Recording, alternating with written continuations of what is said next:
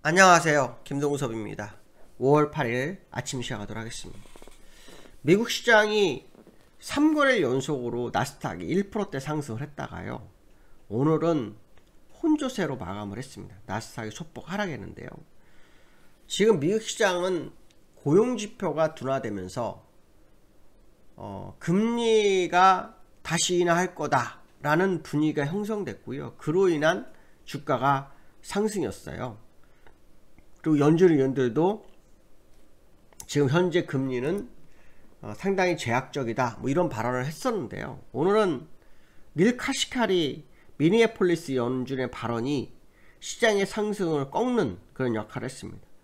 그동안 뭐 금리 인하를 한다 하다가 뭐 상황에 따라 금리 인상을 할 수 있다, 이런 분위기가 시장을 안 좋게 했다가 제롬 파월의 고용이 둔화되면 금리 인하를 할 수도 있다라는 발언을 했는데, 마침 신규 고용이 둔화되면서 주가를 급등으로 끌어올렸거든요. 근데 또 오늘은 정반대의 의견이 나오면서 시장을 눌렀습니다. 닐 카시카리는 이런 얘기를 합니다. 미니애폴리스 연은 총재인데요, 매파로 분류됩니다. 매파로. 당분간 금리를 현행을 유지한다, 이런 얘기를 했고요, 금리 인상도 배제할 수 없다, 이렇게 얘기를 합니다. 인플레이션은 횡보하는 반면에 경제성장은 탄력적으로 유지되는 것 같기 때문에 좀 더 지켜봐야 될 거다, 뭐 이런 얘기를 합니다. 어제 뉴욕 연원총재 존 윌리엄스나 리치몬드 연원총재인 토마스 바킨스의 그 의견과 좀 반대입니다. 완전히 다른 의견이 연준 내부에서 일어나기 때문에 실제로 어느 게 옳은지는 아무도 알 수 없죠. 근데 저는 금리를 해야 한다는 게 답이라고 보고 있거든요. 닐 카시카리는 기업들이 낮은 금리로 돈을 빌려 쓰고 있기 때문에 지금 문제가 없다, 이렇게 하지만 상업의 부동산들은 이자를 내야 되는 것 때문에 문제가 되는 거거든요. 그래서 이 부분을 한번 생각해 봐야 될 것 같고요. 어쨌든 다우는 5거래 연속 상승세를 유지하고 있는 그런 형국의 모습을 가지고 있는 건 사실이다, 이렇게 말씀드리고 싶고요. 그 다음에 실적 발표가 있었는데요, 디즈니가 실적 발표했는데 분기 실적에 대한 실망감으로 9%가 하락하는 일이 벌어졌고요. 그 다음에 팔란티어라는 종목도 15% 하락했습니다. 기대치 이하의 가이던스를 제공했다고 하네요. 어쨌든 미국 시장이 계속 급등을 하다가 숨고르기에 들어갔다, 뭐 이런 해석을 할 수 있겠죠. 숨고르기에 좀 들어간 상황이다, 이렇게 보시면 될 것 같고요. 다우는 소폭 올랐고요, 나스닥은 내렸습니다. 지금 이 업데이트가 좀 새벽이라서 빨리 안 됩니다. 그래서 나스닥과 다우를 좀 보시면 다우는 조금 올랐습니다. 그래서 60에서 위로 이렇게 조금 더 올라가 있는 상태로 끝났고요. 그 다음에 나스닥은 소폭 하락해서 십자 도집니다. 근데 저는 이제 이 나스닥 요 정도, 지난번에 고점이 3월 21일이거든요. 3월 21일 고점이 16,500 정도 됩니다. 그러니까 지금 16,530, 그러니까 지금부터 200포인트 정도는 더 올라갈 수 있지 않을까, 뭐 그런 해석을 좀 해보고 있는 과정이다, 이렇게 보시면 될 것 같고요. 주가가 뭐 더 얼마나 갈 거냐, 뭐 이런 얘기를 한다 그러면 사실 저는 오르긴 올라도 폭풍처럼 뭐 계속 올라가고 뭐 그러한 상황은 아닐 거라고 판단하고 있고요. 적절한 상황을 좀 더 지켜볼 필요성이 있겠다, 이렇게 말씀드리고 싶고요. 유가가 봐야 되겠죠. 유가 원달러는 꼭 계속 봐야 됩니다. 그 유가는 78번 그냥 일단 걸쳐 있죠. 이게 의미가 굉장히 클 것 같아요. 의미가 굉장히 큽니다. 왜냐하면 지금 여기가 5월이잖아요. 5월 들어오면서 안으로 들어왔고 거기서 걸쳐 있다라는 거. 그러면 지금 5월달이니까 4월 소비자 물가지수보다 5월 소비자 물가지수가 더 중요하다, 요런 해석도 될 수 있거든요. 5월 소비자 물가가 더 중요하다. 그러면 인플레이션이 둔화될 수 있고, 그 얘기는 뭐 7월, 빠르면 7월, 늦으면 9월, 뭐 여기 금리나 시장 뉴스 나오고 있는데 거기에 약간 기름을 부어줄 수 있는 상황이 될 수도 있다, 뭐 이런 해석도 한번 해볼 수 있겠죠. 그 다음 원달러도 좀 봐야 되는데요, 원달러는 1360원에 그 어저께 마감을 했어요. 근데 이제 61선까지는 가야 되지 않을까라는 생각을 좀 많이 하고 있는데, 61선까지 아직 공간이 좀 남아 있습니다. 남아 있는 상태고요. 여기에서는 1원이 내려왔습니다.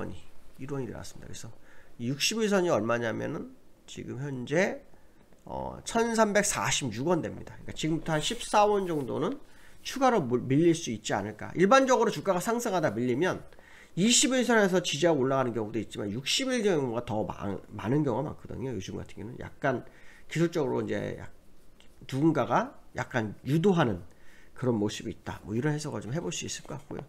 두 번째로는 삼성전자가 어저께 4.5% 올랐어요. 4.5%가요. 삼성전자가 어저께 4.5% 올랐습니다. 어저께 4.77% 올랐습니다. 종가 최고가가 됐습니다. 삼성전자가 계속해서 음봉이 나오면서 방향성이 없는 그런 흐름을 보였죠. 어제 삼성전자가 4.7% 올라면서 시장을 주도했습니다. 왜 삼성전자? 오늘도 삼성전자가 시장을 이끌어 주는지가 관전 포인트가 됩니다. 실제로 주말에 삼성전자 목표치 12만원 제시하는 얘기 많이 나왔습니다. 12만원 제시. 뭐 12만원 될지 안 될지는 아무도 알 수 없습니다. 8만원대, 지난 86,000원대를 돌파해야지 11만원 나오기 때문에, 뭐 10만원인데 12만원에 나오는 거기 때문에 일단 돌파되기 전까지는 그 목표치는 의미가 없죠. 하지만 시장에서는 삼성전자에 대한 기대감이 굉장히 커진다는 거죠. 특히 어저께 양봉을 세우면서 20에서 발붙였잖아요. 그러면 오늘도 양봉일 확률이 상대로 없어요. 물론 일목균형표 사고는 오늘은 이격을 넓히는 뭐 조정 가능성을 제기할 수 있는 차트가 되고 있지만, 이평으로는 양봉을 세울 수도 있거든요. 근데 이게 수급적인 문제에서 해결이 되지 않겠느냐 이런 생각을 할 수 있는데요. 어저께 수급을 보시면 외국인이 700만 주를 샀고요. 기관이 300만 주를 샀어요. 무슨 말이냐면 외국인과 기관이 동시에 시장을 이끌어주는 그런 상황이었죠. 동시에 이끌어주는. 그렇기 때문에 방향성에 대해서 이평 쪽에 더 무게가 실리는 거 아니냐. 일목보다는. 왜냐하면 여기 보시면 외국인들이 그동안 팔았던 게 있어요. 삼성전자. 여기 보시면 삼성전자 여기 팔았던 것들을 거의 다 회수하고 있습니다. 거의 다 회수했습니다. 거의 다 회수한 상황이기 때문에 그렇고, 또 기관도 마찬가지입니다. 기관은 계속 팔고 있었죠. 근데 요 근래 4일 연속으로 100만 주 정도씩을 걷어들이는 모습이 좀 있었단 말이죠.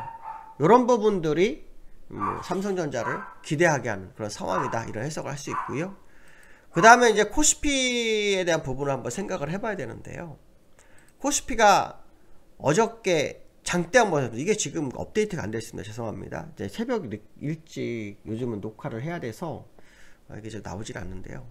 장대 양봉이었습니다. 장대 양봉. 그래서 어저께 얼마였냐면 2734.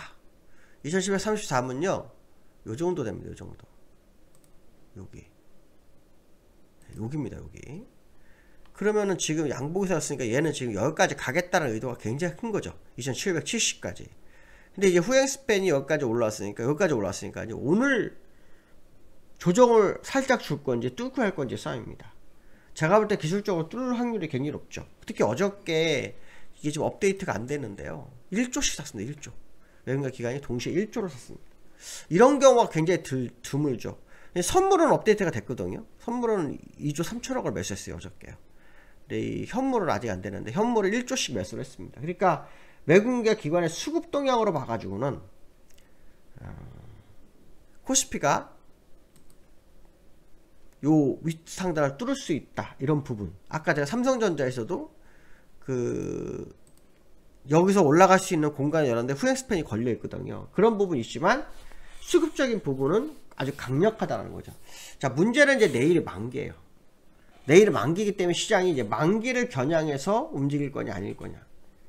왜냐하면 오늘 주춤하면은 이 만기 세력권에 들어가기 때문에 누군가는 일정 구간 안에서 양매도로 시장을 누르려고 할 확률이 높거든요. 그래서 오늘 치고 가느냐 못 가느냐에 따라서 내일의 방향성이 결정될 수도 있습니다.